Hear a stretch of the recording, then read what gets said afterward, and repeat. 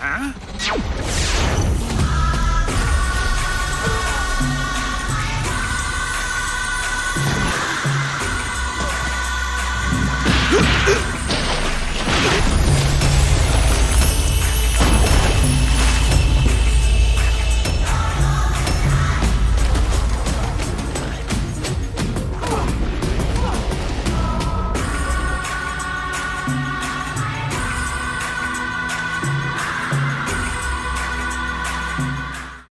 Ghost in the Shell shatters the logo record with an hour and 1 minute and 15 seconds of logos. This is one of the very few times I'll agree with Jeremy on studio logo length. In this particular instance, this shit was egregious. Paramount, DreamWorks, Reliance, Shanghai Film Group, and Huahua Media all decided to take a collective shit on the audience's attention span with fully animated intros, and even I was like, get to the point! When I saw Rupert Sanders was a part of this film, I was surprised, since by taking this job, there was no way of cheating on his wife with Kristen Stewart. And here we have CinemaSins demonstrating that they have knowledge of an artist's personal life, while at the same time assuming any of us give a shit.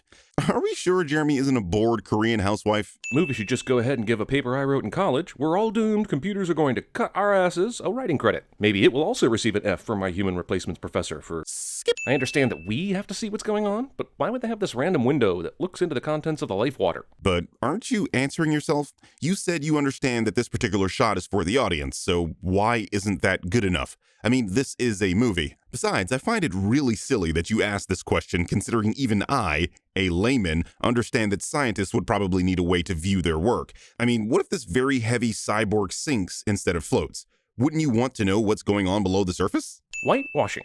I was very tempted to give a sin back for this very clever nod to the controversy surrounding this film, but then this reminds me of the stupidity that was the controversy surrounding this film. Listen, pinheads, Motoko Kusanagi is in this film. She is Japanese, and the film didn't whitewash the character. The entire point of Ghost in the Shell is that you are not your shell, you are your ghost. It's apparent a lot of these people never even saw the original film because the concept of the puppet master and Major herself turning into a child at the end only served to prove this point. In fact, Japanese people, the people who created the series, they don't give a shit. So the sin here is that we continue entertaining politically charged nonsense to the point of absurdity when this ain't Tom Hanks starring in The Last Nigga on Earth. Wait, she still shows the seams on her face, but she's got fully formed and trimmed fingernails? What the hell do those two things have to do with each other? No, seriously, take some time to think about that question. She also has fully formed lips and eyes with lashes. Notice how the panels have no bearing on those things? Apparently the synthetic body doesn't need to look realistic because this movie is aiming for a PG-13 rating. So are you saying you want to see nipples or what? Because the original movie dedicates like 5 solid minutes to tits, so go watch that, you goddamn virgin. A machine can't lead, it can only follow orders. But as a human mind, in a cybernetic frame, Mira can do all those things and more.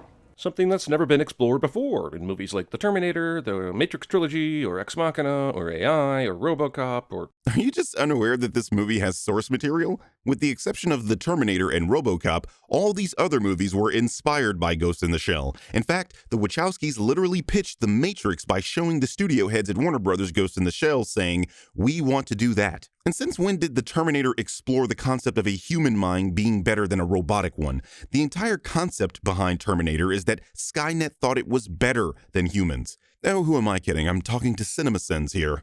She's a weapon and the future of my company. Evil rich corporate asshole wants to turn Cyborg into a weapon so he can get even richer and eviler cliché. Of course, this isn't a cliché. I mean, how many movies prior to 2017 can you name with this exact premise? Movie imagines a future where holograms litter the city landscape with advertisements. I'm fairly certain holograms are not the fucking future, but man, do movies ever think they are? Anyway, feel free to laugh at us from the year 2286. Checking in. I can confirm holograms are going to be prominent in a future much sooner than 2286. But in the 23rd century, the big thing will be then you're really gonna want to stop putting things up your ass. Trust me, it's not a good time. Also, the scenery in this movie is amazing. I'll give it that. But the only advertisements in this city are for cybernetic enhancements and shit. I mean, doesn't anyone need to be reminded to drink a Coke anymore? Why aren't the ads advertising anything other than cybernetics, you ask? You mean like this building right here? Now, my Chinese is rusty as all hell, but I'm fairly certain this is a hotel ad. If you're reading this in Japanese, however, it means it's a luxury restaurant. Either way, this proves you wrong. Considering the hyper-reliance on visuals, I'm starting to think this movie could have been dialogue-free and made the exact same amount of money. The significance of this sin cannot be overstated. The guy that incessantly whines about show, don't tell, is actually lamenting a movie for its visual storytelling. You can't make this up. There's an echo box up here. Someone's scanning data traffic. 送信もどう探せ。 Let's see who's worth this kind of surveillance. Don't you know? Isn't that why you're here? What brought you to the hotel in the first place if you're just now realizing there's an echo box and you don't know who it is being surveilled? Section 9 is here investigating an instance of cyber terrorism based on intel gathered prior. When you investigate, you tend to find out things like who is being targeted and why. That you need this explained to you, sinful as shit. Accessing hotel security network. Why would the security network give her this type of view? It would either be security cameras or a bunch of passcodes and stuff, not a look into the Matrix. Did you miss that she's a cyborg? This is how she sees. Bato states this in the film. I got night vision, Malisu, and X-ray. I guess I see like you now. Don't worry. You'll get used to it. Gentlemen, excuse me, I think you have the wrong...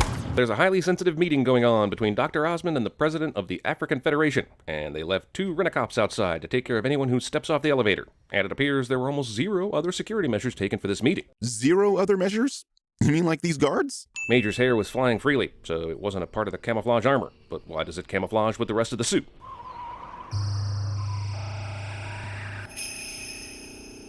Because it does in the anime. Better question, how do they get a brain to work in a cybernetic body? You would think that's something you'd want to know, considering it's actually the plot of the film, but nah, you'd rather treat these things that have no bearing on the film as things wrong with the film. The answer is that this is the fiction part of science fiction. That's not real hair anyway, and if her face can go invisible, so can her damn hair. God damn it, how the did she create enough force to break into the window? Even as she was falling straight down. Is this Iron Man's suit? If you were going to remake this why not use the beginning from the original movie, which was much better? But they are. A lot of the scenes in this movie are near one-to-one recreations from the original film. That's probably the best thing about this movie. In the original scene, Major uses a thin wire to allow herself to become a pendulum using her fall's momentum. The same thing is happening here, except they just don't show you the wire. Remember, the Major is extremely heavy, and she very easily can break through this window. Collaborate with Henko Robotics and be destroyed. So, no further questions then, Major? Here's another trick CinemaSins likes to pull in order to pad the runtime of these videos. Jeremy will sin a movie for doing something the film also criticizes a character for. In this instance, there is a scene where Major gets chastised for riddling the geisha bot with bullets, meaning the film itself didn't think she should have done that. Dr. Darling, are you finished yet? If you hadn't riddled the geisha with bullets, this would be much easier. I didn't shoot her. I did. This is gonna take days. So, of course, this means that it's not something wrong with the film if this was being done for the purposes of characterization. Why are there so many goddamn 3D hologram fish around here? Is it an advertisement for fish? Do fish even need advertising? If it's a seafood restaurant, sure. Seriously, what kind of question is this?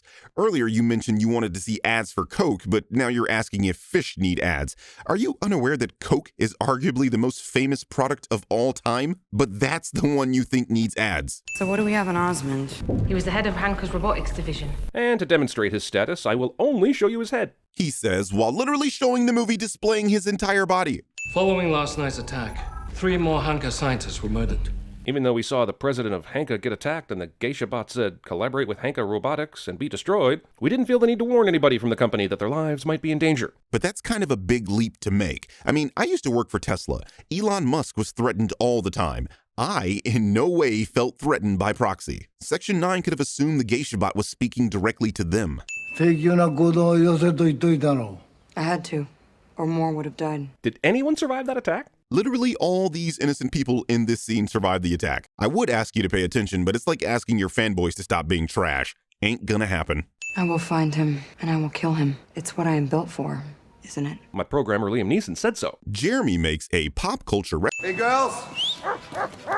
Hey!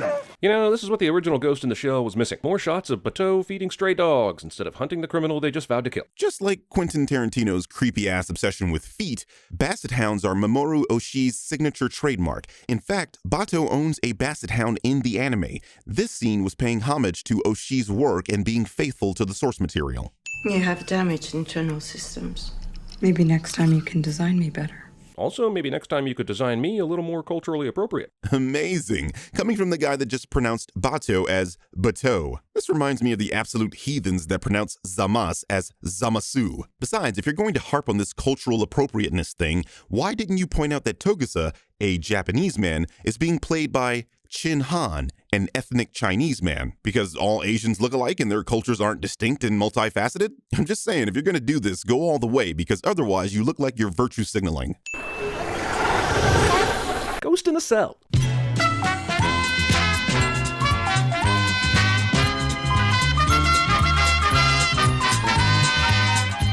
It's like this movie put Blade Runner, The Fifth Element, and Attack of the Clones in a blender, added Pop Rocks and Diet Coke, smashed it with a baseball bat, then f***ed it. So it's a cyberpunk movie? Gee, thanks for that revelation, CinemaSins. What's next? You're going to tell us the first Aunt Viv was the best and that Peter Pan doesn't want to grow up? You know, for a story that's supposedly set in Japan, there's very little Japanning happening. Yep, aside from the geisha bots, main characters speaking Japanese, Japanese text and advertisements on buildings, sure, there's not a lot of Japanning going on. Except this series takes place in the fictional Newport City, which, while in Japan is at least physically based on Hong Kong, is multicultural and has been globalized. Basically, this is future Japan's version of New York City.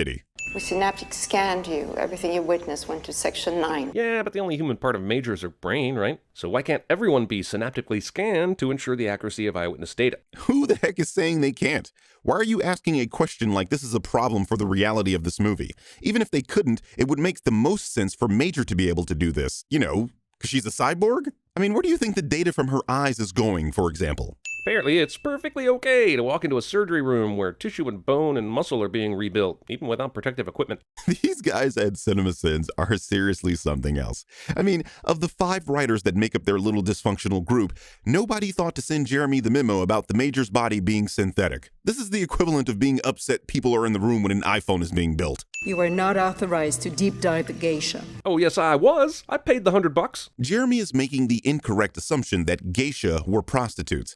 Again, coming from the guy trying to criticize the casting for being culturally inappropriate. Is Section 9 missing some critical operational resource? 必要なものはすべて揃っております。 English in, Japanese out, and vice versa. Shouldn't Cutter speak Japanese if he can understand it? Or are both men being assholes by speaking different languages to each other? It's obvious you don't speak any other languages. Take my best friend, for example. He's half black and half Japanese. His mother communicates with him in 95% Japanese, but he responds completely in English. They both understand each other with no problem, and it works for them. If you can understand a language but feel more comfortable responding in your native language and the other person can do the same, what's the problem? Besides, you're talking about a cyberpunk futuristic sci-fi film where the main theme is about human enhancement with technology. Dude, we're close to instant translators today. What does that feel like? It feels different. Such poetry.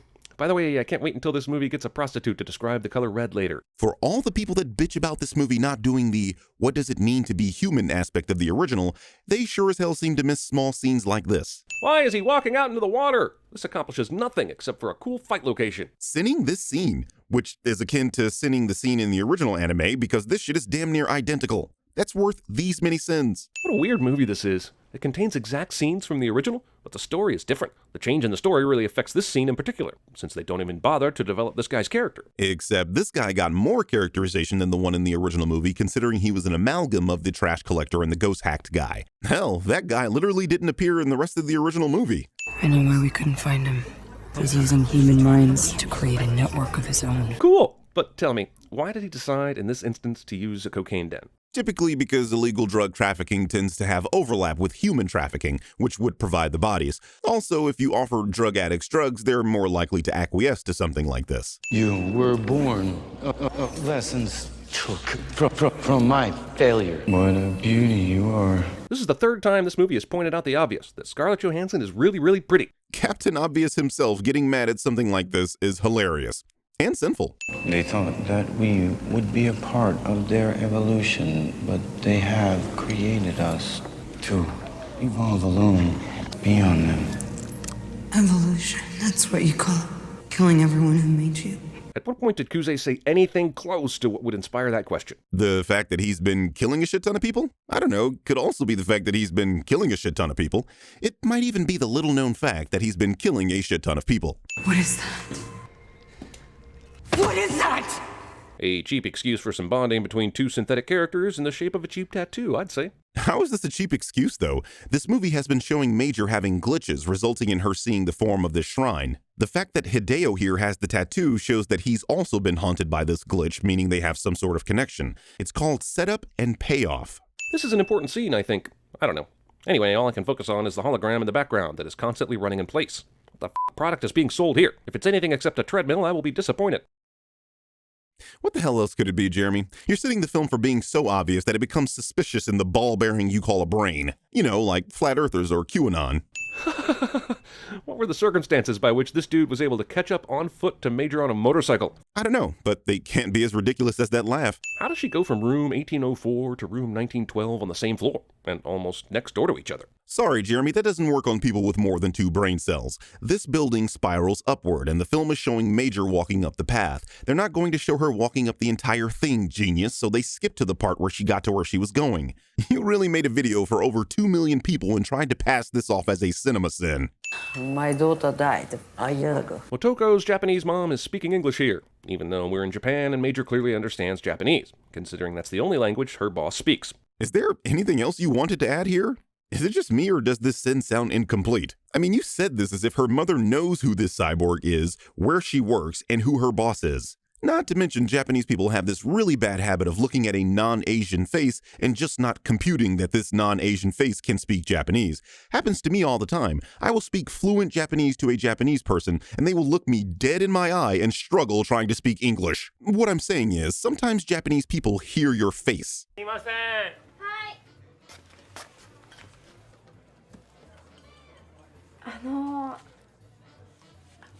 ご注文の方決まりですか? Oh, sorry, I don't speak Japanese. 彼女は日本語がわかんないんですよ。今日のおすすめは何ですか? すいません、ちょっと英語わかんないんで。でも今の日本語だったよね。そうだよね。彼らのご注文の方は。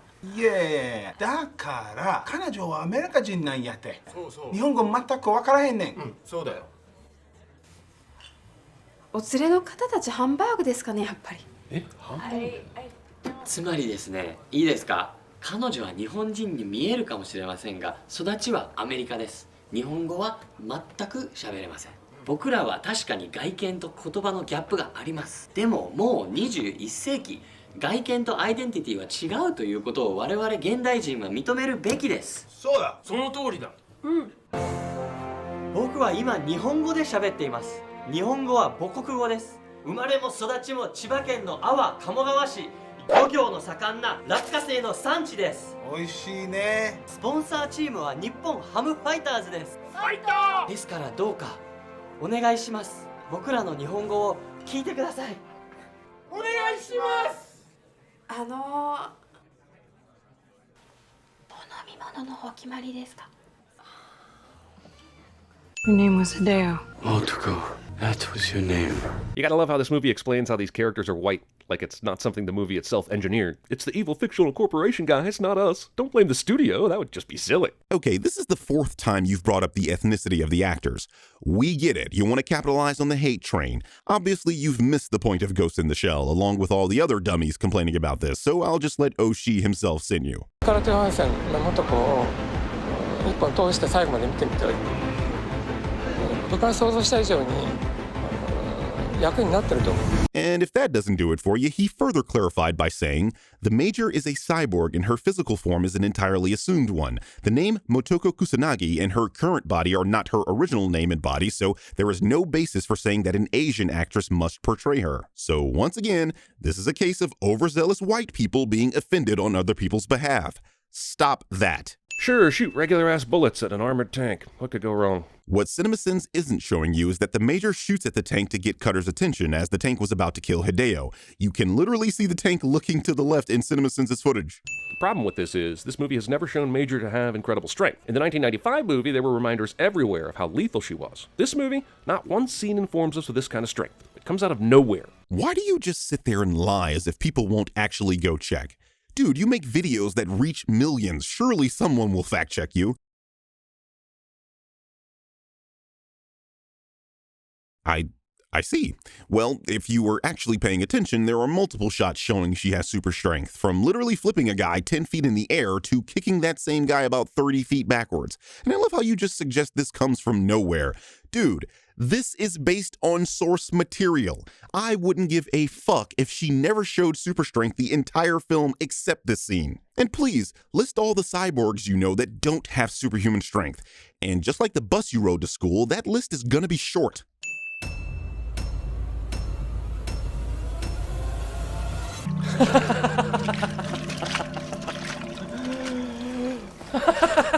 Ghost-hacked humans are so pathetic, it's a shame. And this poor bastard's been hacked pretty badly.